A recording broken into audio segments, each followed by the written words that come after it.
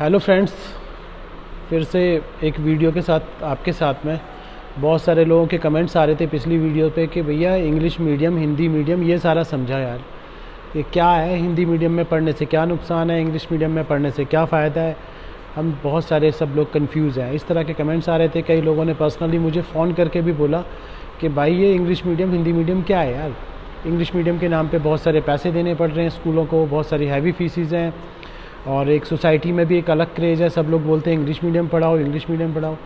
क्या है इसका बेनिफिट है, क्या नुकसान है, थोड़ा सा बताओ। तो भैया मैं आपको बता देता हूँ कि इंग्लिश मीडियम जस्ट एक कल्चर है।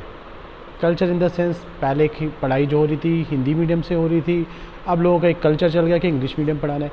फ़र्क कुछ नहीं है। जो हम गुणा गणित हिंदी में बोलते थे उसको डिवाइड, मल्टीप्लाई और इस तरह के हम लोग फ्रैक्शंस हो गए, एलसीएम हो गया, उसको हम गुणनखंड बोलते थे अपने हिंदी में, वही सारी चीज़ें है। क्या कि इसकी ज़रूरत कहाँ से आ पड़ी, क्योंकि नए टाइम के हिसाब से, नए ज़माने के हिसाब से, या लोगों को लगता है कि हमारे बच्चे कहीं किसी स्टेज पे आके कोई लैंग्वेज प्रॉब्लम्स को लेके आके कहीं रुक ना जाए, कहीं छोटा ना महसूस करें, तो इसलिए वो उधर की तरफ शिफ्ट होते चले गए।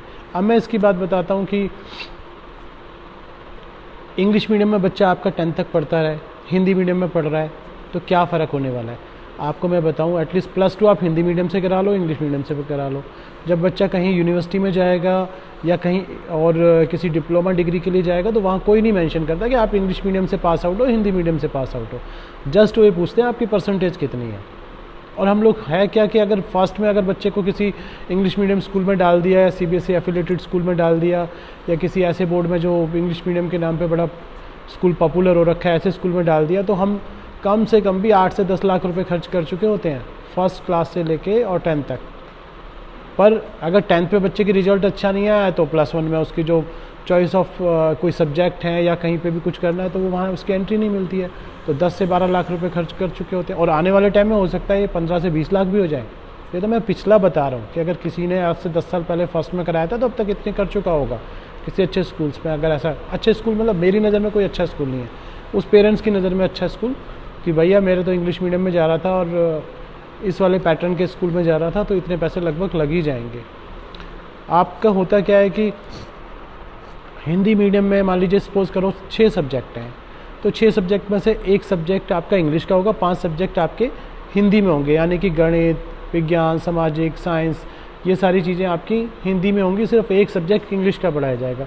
जब आप इंग्लिश मीडियम फॉलो करते हैं तो तब क्या होना है कि आपका एक सब्जेक्ट हिंदी का होगा, जो कि हिंदी की बुक होगी, बाकी सारे सब्जेक्ट इंग्लिश में होंगे, जैसे कि मैथ, साइंस, SST, इस तरह के जो बाकी सब्जेक्ट्स हैं वो सारे आपके इंग्लिश में ही होंगे।